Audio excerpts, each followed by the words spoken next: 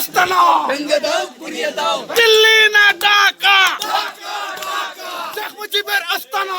ভেঙে দাও, গুড়িয়ে দাও। এই স্বৈরাচার কিভাবে বক্তব্য দেবে? যে দেশ থেকে পালিয়ে যায় সে আমাদের দেশ সম্পর্কে কিসের বক্তব্য দিবে? ব্রিটিশদেরকে ভারত উপমহাদেশ থেকে তাড়িয়েছি, পাকিস্তানিদেরকে তাড়িয়েছি, দিল্লির দোসররাও বাংলাদেশে থাকবে। সুনামগঞ্জে আজকে আমরা সেই 36শে জুলাইয়ের চেতনাকে বুকে ধারণ করে আমরা আমাদের সুনামগঞ্জ থেকে প্রতিটি শিরককে বিলুপ্ত করতেছি। ফাঁসি, ফাঁসি, ফাঁসি চাই। শেখের বেড়ির ফাঁসি চাই।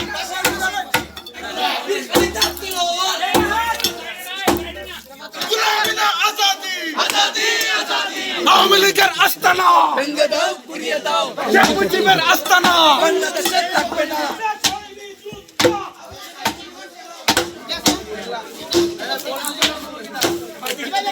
সারা দেশ প্রত্যেকটা জায়গাতে সকল মূর্তি সকল ভাঙ্গ হয়ে গেছে, কিন্তু আমরা সুনামগঞ্জের মূর্তি তারা পর্দার ভিতরে ঢুকে দিচ্ছে। এতে বোঝা যায় যে সুনামগঞ্জ এখনো স্বাধীন হয়েছে না। ওই স্বাধীনতার লাগে আজকে আমরা সবাই একসাথে জড়ো হইয়া এটাকে ভাঙতেছি, যাতে মানুষ মনে করে এই দেশ বাংলাদেশ যেভাবে সারা বাংলাদেশে যেভাবে মুজিবের ভাস্কর্য ভাঙ্গা হয়েছে সুনামগঞ্জ যেভাবে ভাঙ্গা হবে। দিল্লি না ঢাকা, দালালি না রাজপথ, শেখ মুজিবের আস্তানা। ভেঙে দাও, গুড়িয়ে দাও, শেখ মুজিবের আস্তানা, খুনি হাসিনার আস্তানা। আপনারা সবাই জানেন যে ফেসিবাদ সরকার, শেখ হাসিনা স্বৈরাচার সরকার, সে বাংলাদেশ থেকে পালিয়ে গিয়েছে। সে দিল্লিতে বসে এখন আমাদের সার্বভৌমত্ব নিয়ে ষড়যন্ত্র করছে।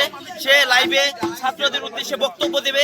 এই স্বৈরাচার কিভাবে বক্তব্য দেবে? যে দেশ থেকে পালিয়ে যায় সে আমাদের দেশ সম্পর্কে কিসের বক্তব্য দিবে?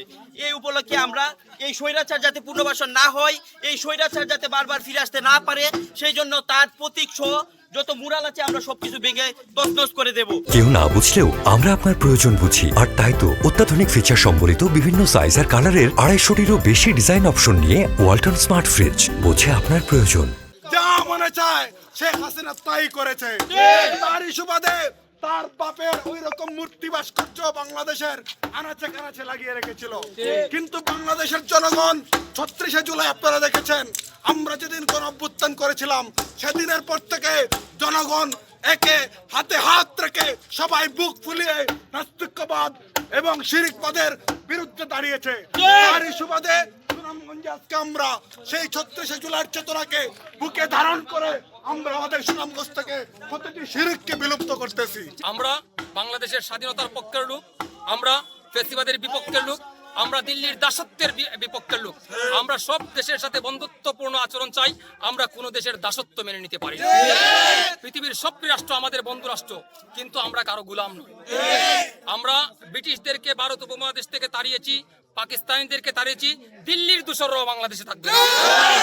আমরা একটি স্বাধীনতা প্রিয় রাষ্ট্র, আমরা স্বাধীন বাঙালি, আমরা সব সময় স্বাধীন থাকবো, মাথা উঁচু করে থাকবো ইনশাআল্লাহ।